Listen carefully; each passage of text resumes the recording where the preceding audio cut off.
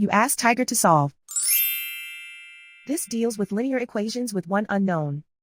The final result is x equals 20. Let's solve it step by step. Simplify the expression. Expand the parentheses. Simplify the arithmetic. Group all constants on the right side of the equation. Subtract 20 from both sides.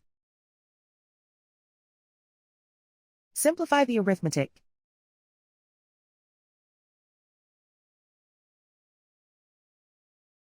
Isolate the x. Divide both sides by 2.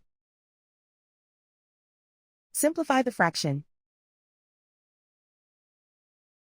Find the greatest common factor of the numerator and denominator. Factor out and cancel the greatest common factor. And so the final result is x equals 20.